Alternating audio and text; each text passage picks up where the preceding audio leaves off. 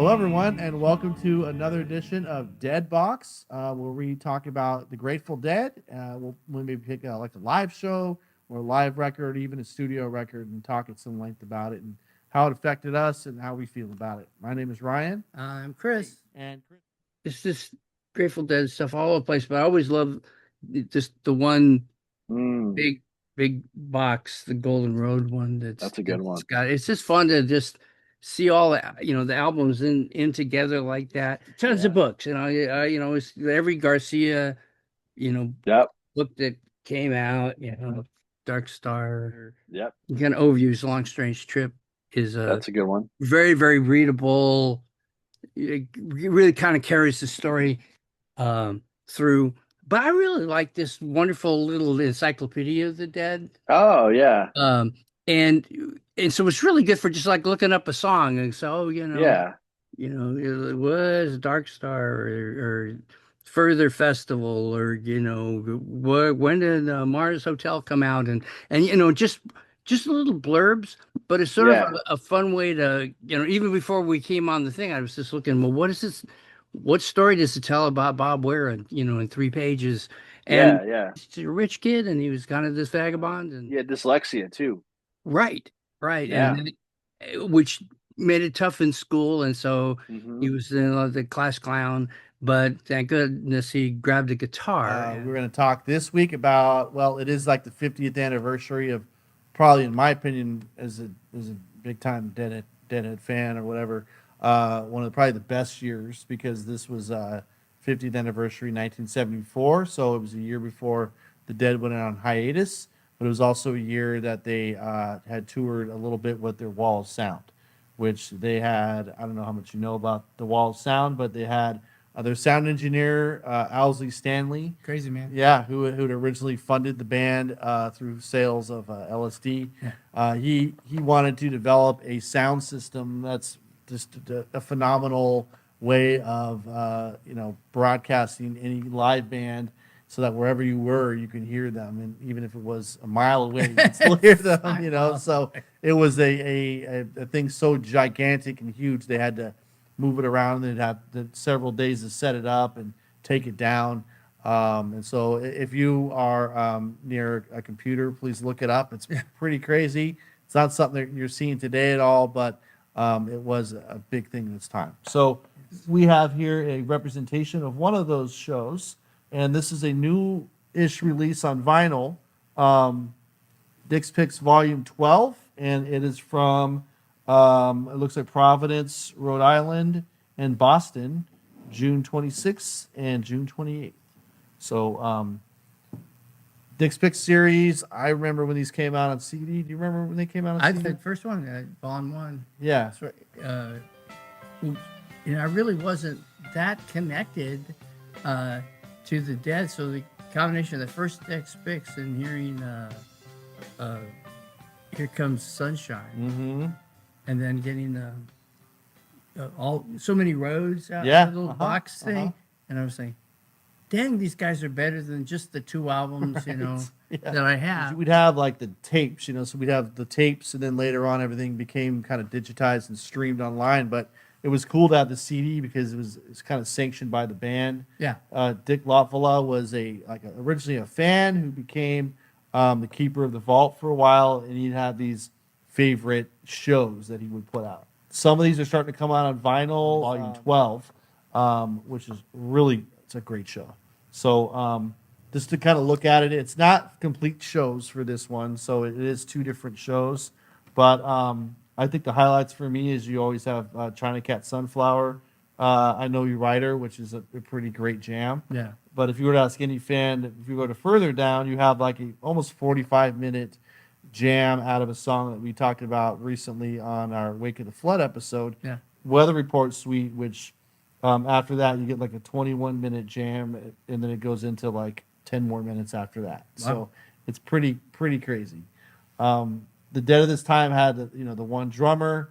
They had a keyboard player who was more onto like either straight piano or electric piano. So a lot of what you hear in this period is very jazzy, Yeah.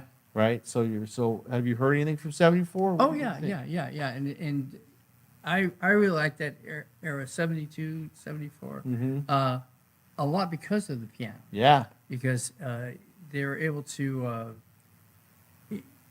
some old rock music that was sort of the standard. You have the Stones with Nicky Hopkins. Yeah. The Who with Nicky Hopkins. Right. Everyone's John Lennon's with Nicky Hopkins because that sound of that piano up against rock guitars is just it's sort of a standard lineup. Uh-huh. And later on, when they'd have more than one keyboard player or kind of the Brent Midland, yeah, in the 80s. the tones that he would use on some of his electric instruments didn't seem to mesh with rock music. It was Right. like it was popular at that time. People Yeah. would use this kind of thin, wavery Uh-huh. sound, and even like Vince Welnick. Yeah. So it's what they chose for the sounds to Yeah. play up against them always seemed a little thin. I can immediately, whenever something new comes on, I go, okay, that's from this keyboard era. I go, And Chris, why don't you go ahead and show us what we these are all connected. But Okay. what reconnected me to Working Man's Dead Ah. is this 33 and a third book. Anyone who doesn't know about 33 and a third, they're just these short, a writer will pick a favorite album, just go through their experience with that music, and they're quite varied. But what's really good about this particular by Buzz Poole, Working Man's Dead, is it sort of just set me back in time, the era where everybody who was my age, you had two Dead albums, was Working Man's Dead and then American Beauty. And the reason that this album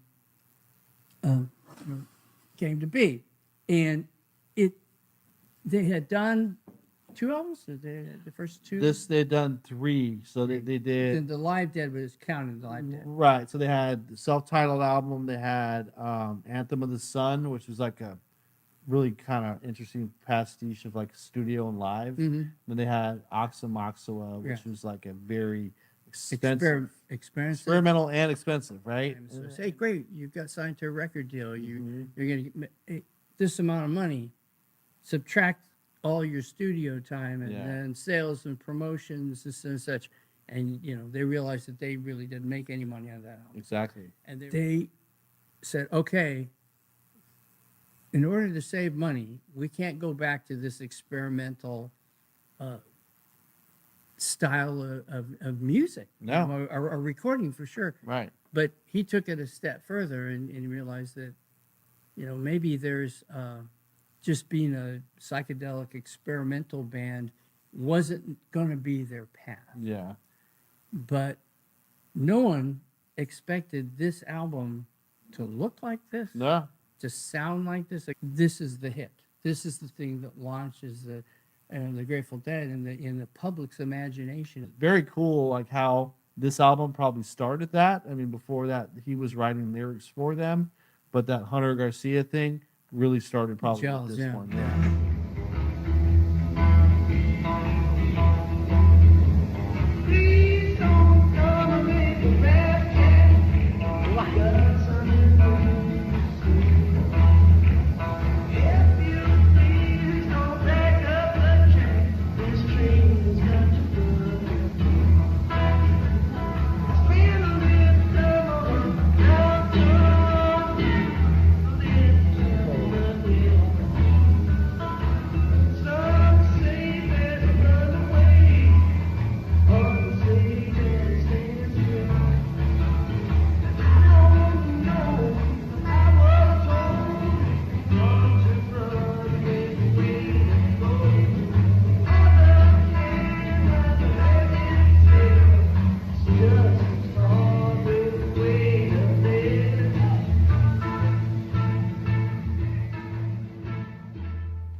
My favorites were like 69, 72 to 74, 77. The year I was born was an amazing year.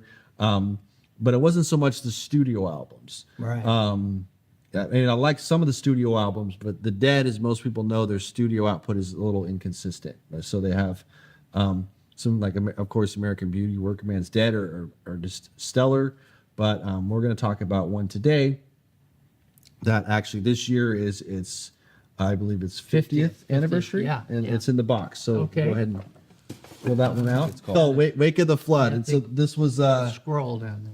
this was a release this year of an edition. So this one, I'll just kind of show you what the vinyl looks like. This is really nice. It's a colored vinyl. So it's like a sea. I guess it matches the sky. One little tidbit, if you're a Uber fan like me, if you look at the cloud formation, it looks a little like something you might see at a Grateful Dead concert. If you look carefully at that. Yeah. You know, I won't say what it is, but I'm sure you'll figure that out. Probably smog. Yeah, I think so too. You know, yeah. So, what do you know about this record? When I go back to that, first Dick's Picks. Oh, hey, you mean this? Oh, there you go. Yes, I Right? had the CD of Me too. Volume 1. This is also released this year. This is Volume 1 of Oh, yeah, man. right. Just brought that along. Aw, what a Christmas present. How did he know? Hey, I'm But- generous. Exactly. But Here Comes Sunshine, when I first heard that, and it sent me back Right. to Wake of the Flood. Right. Even from the cover, this was an unusual cover for Sure. album cover that. Sure. It was a different artist, and there's the feel of this album is the feel of that cover. I don't know why it matched so well. Earthy. Like, Yeah. you know, right? Like you have Here Comes Sunshine. You have I'm not naming them in order, but you have Weather Report Suite, which just takes up most of side 2, which is all Bob Weir, which is great. Yeah, a lot. Stella Blue, which is one of my favorite Dead ballads ever. You have Eyes of the World, which is and that's really about kind of these themes. Pick it up if you haven't done so already. Wake of the Flood 50th Anniversary Edition. Also Dick's Picks and RFK on vinyl. And there's just a ton of stuff out there for Grateful Dead. It's all, like I said, really good quality too. So we'll have a lot of fun talking about Yes. Dead. Dead Yeah, vibes. this is the Dead. Dedicated to your friend. Don Fosdick. All right. Well, thanks again. I'm Ryan, I'm Chris. and we'll see you again on another segment of Dead Box one of these days soon. Keep on trucking.